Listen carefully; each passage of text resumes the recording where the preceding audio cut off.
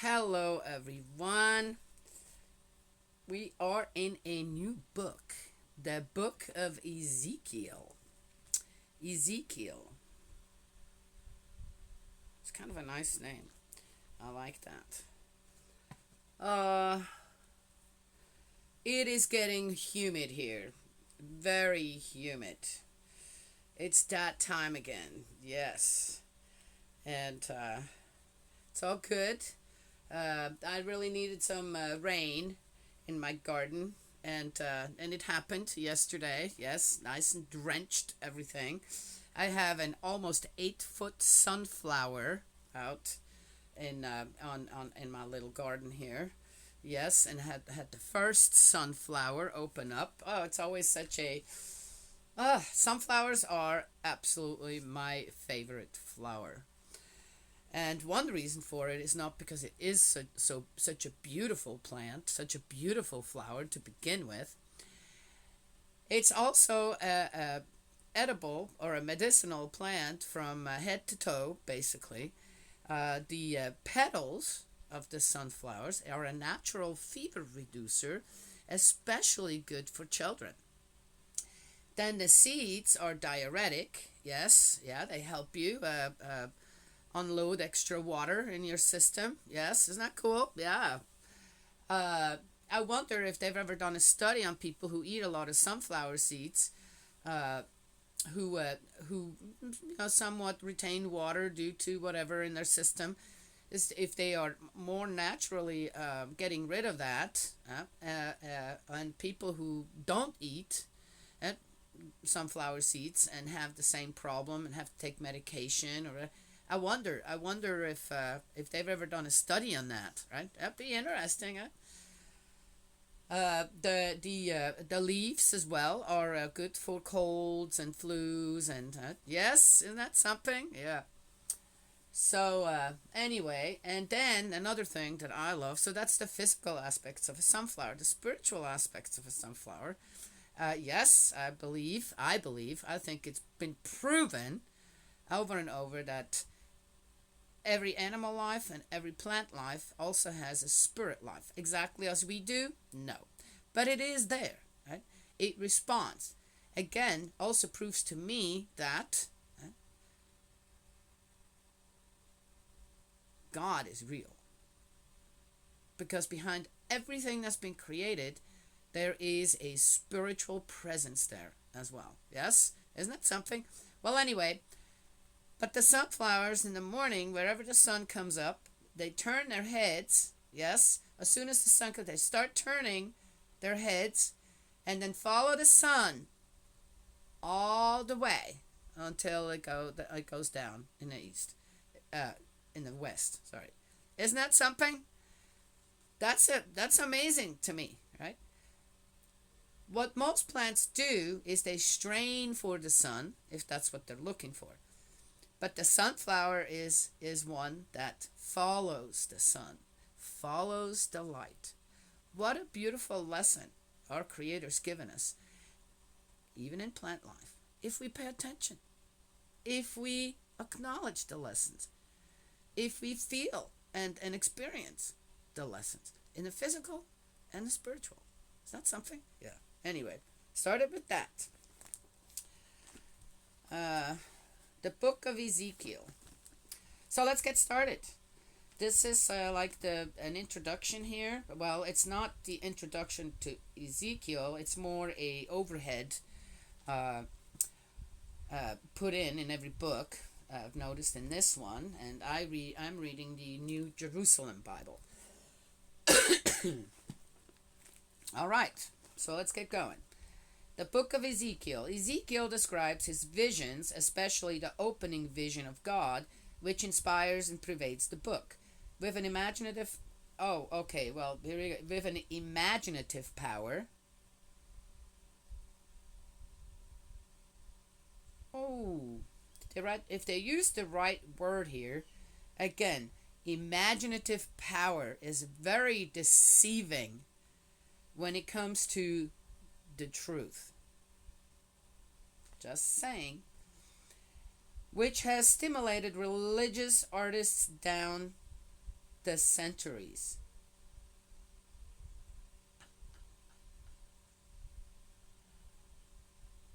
Huh. He gives his message also by means of weird mimes and fantastic poetic allegories. Well, you guys, this got me already. But the burden of his message is clear. After the capture of Jerusalem, the hope of Israel lies in the exiles in Babylon, not in the contaminated rabble remaining in Jerusalem. You know, this gets me every time. The what does it matter? The, so, you know what? Let's just keep reading. Ugh. Ezekiel calls the exiles to conversion. They can forget the failings of their ancestors, for all are now responsible only for their own sins.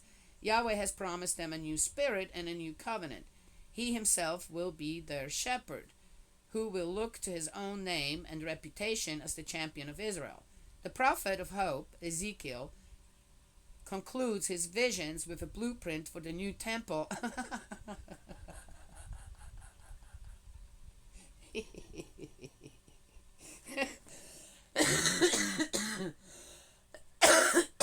Okay, if you guys don't get why I'm laughing, well, so be it. I can't explain everything. And the New Jerusalem, modeled on the old but superior to it, the center of a new holy land, sanctified by the holiness and presence of God. Ezekiel prophesied in Babylon between 593 and 571 BC. He must have been deported. Ezekiel prophesied in Babylon between 593 and 571 BC. He must have been deported after the first siege of Jerusalem in 598. He foretells the final destruction of the city in 586. But as usual with the prophets, his prophecies were arranged by his disciples, often by sequence of thought, rather than in chronological order. I find that interesting on how somehow the people who, for example, put this book together, they know that something ain't right here. With a lot of that is written down. So they keep coming up with this excuse on why then this book couldn't have been put in chronological order. Right? Yes? Yeah. It could have been done. It's not like anything would have been changed according to what was in the Bible, but they could have done that. They could do that today. Why not put it in chronological order? Why keep the confusion going? Right? But I'm reading going, okay, when was that exactly? Okay, wait, didn't we already read that? What came before and what came after? Right? Yes? Interesting. Okay, plan of the book. Introduction. 1, before the siege of Jerusalem. 2, prophecies against the nations. 3, during and after the siege of Jerusalem. And 4, the Torah of Ezekiel. This plan of the book reminds me, the numbers in the front are written in Roman numerals. And I heard it was a woman in the Congress. Surely she's not part of the Senate. Couldn't be. Read something and then called it about the war, and called World War II World War 11.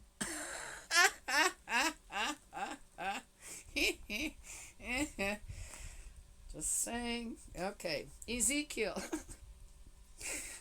I couldn't help myself. I went in and I said, "Dear Lord, how much in the this is politics. How much are these people being paid? I'd like to know for stuff like that." Okay. Ezekiel introduction. 1. In the 30th year, on the 5th day of the 4th month, as I was among the exiles by the river Chebar, heaven opened and I saw visions from God. Okay, so the heavens opened. This is written down, obviously. Oh, wait. By the disciples. It says it was written down by the disciples. It says, but as usual with the prophets, his prophecies were arranged by his disciples, often by sequence of thought rather than the chronological order.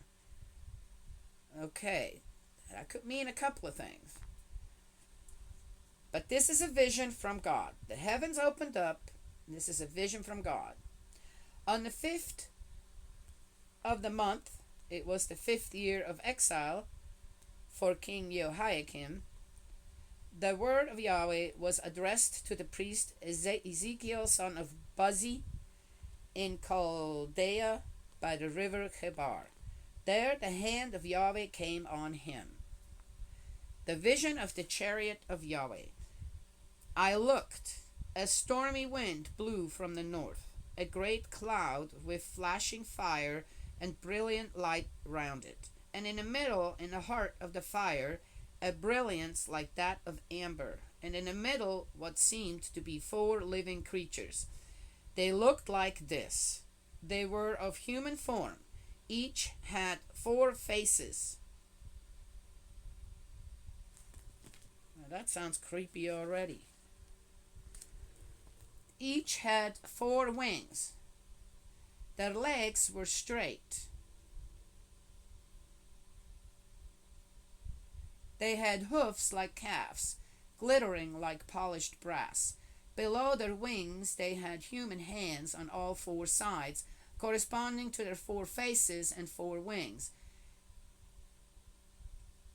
They touched one another with their wings. They did not turn as they moved.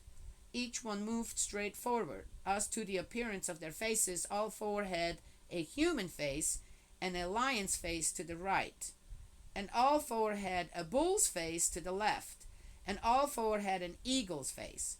Their wings were spread upwards. Each had 1 pair touching its neighbors, and the other pair covering its body, and each one moved straight forward. They went where the Spirit urged them. They did not turn as they moved.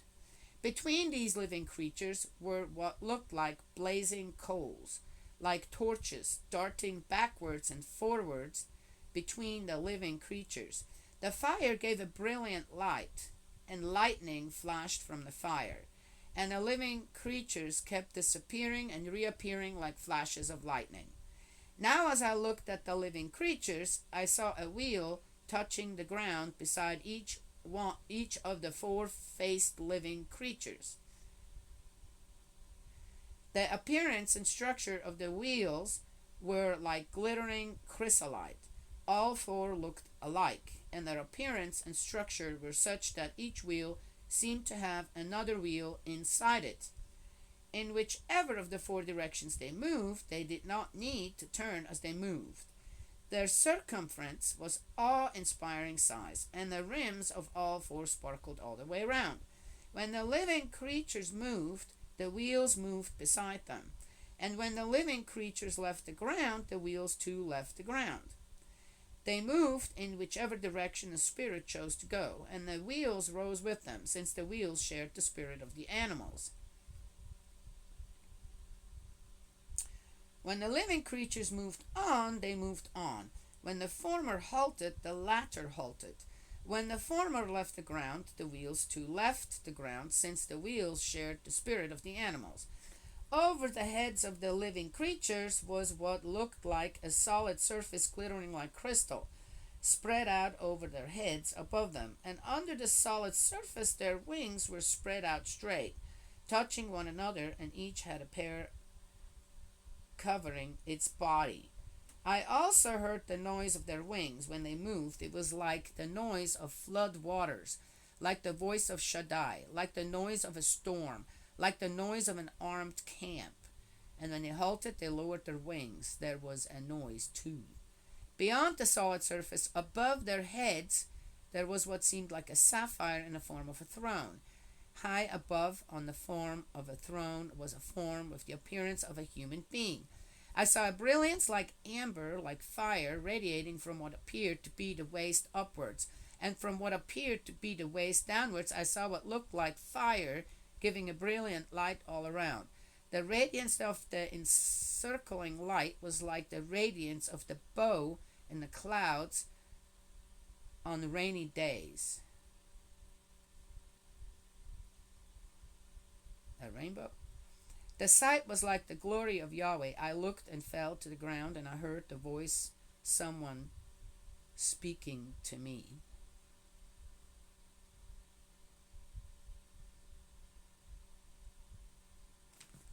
Ha! Okay. Well, that's the end of one. And two, the vision of the scroll. It'll tell us whatever this was said. Okay, that's interesting. I've had many visions.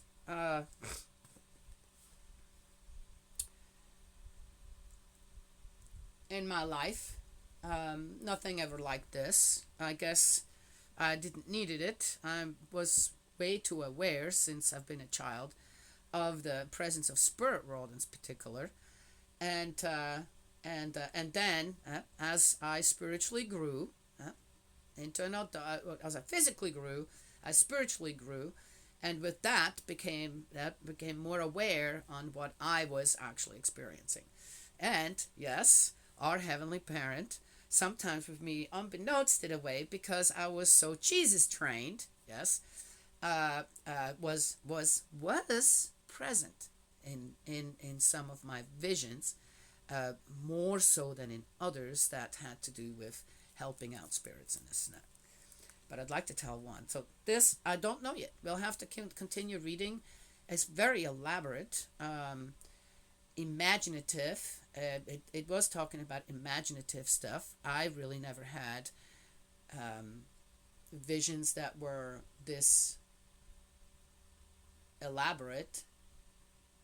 I guess I didn't need it. I don't know why Ezekiel would need it. That heavenly parent would have, God would have to make such a show first. Yes? I don't know. And then, who knows? I don't know what Ezekiel was on. Okay. Just saying. Anyway, so that's the end of one. We'll continue on. Can't really say a whole lot more. I got to read on and see what it says next. I have called out many, and again, that may sound mean to some people, but again, what God are they talking about? Sometimes I wonder, what kind of God are they talking about? I know that in many other religions, that I consider false gods, the wrath of God, where they also have many gods, the Greeks, the Romans, the Normans, I'm just saying. The gods are not loving. Most of the time, the gods are angry, unhappy. Or if you don't do what they want, they will get angry and unhappy. And you're going to feel it. I mean, it's karma. I'm just saying. I have never experienced God in that way. Ever. Never. In all of my visions and spiritual experiences and whatever, I've never experienced an angry, unhappy God who's ready to slap me. Or has slapped me. Never. Ever. Hence, I'm not sure.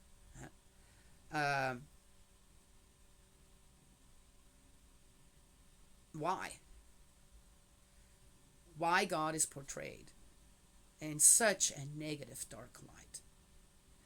And then as soon as the threats and the warnings and the destruction was presented and announced, then suddenly then comes but he becomes the savior as well.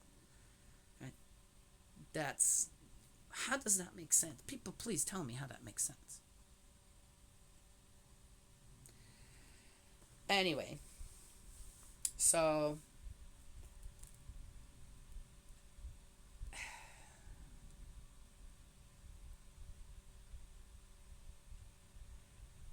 to me, this show of this imaginary vision that Ezekiel has, and in the way this first part is explained, right, again, reminds me more of a false god than our actual heavenly parent. Oh, and to go back when I called out many people who profess to have had a vision or psychics, and then tell the story and on how the supposed spirit that they had communicated with or communicated with them is condemning others, and that just does not make sense. Anyway, so not to me, yes. Yeah. And then I would call them out and say, I do not believe that that came from that particular person, and if it did, they have a lot of restoration to do still, and you should recognize that, because if you live in good spirit world, you would never do that. That's not possible. Then you can't be in good spirit world. All right. One more little thing. I think I just got a message from my daughter. I need to go over there. One more little thing. An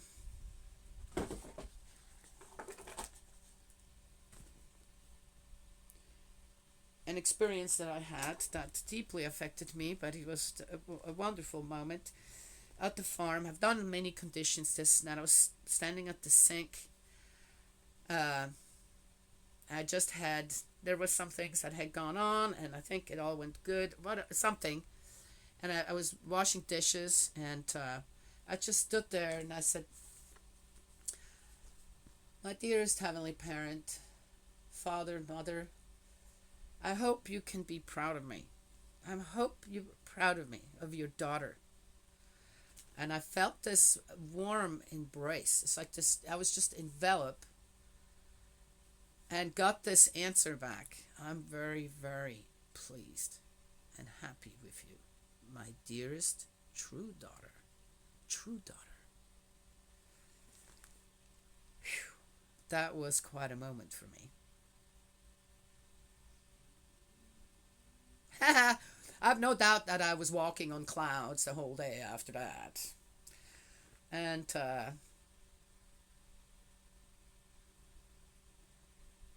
the rewards that one gets back when you have this foundation of faith, you are not giving in on. You know, and you won't let others besmear your heavenly parent.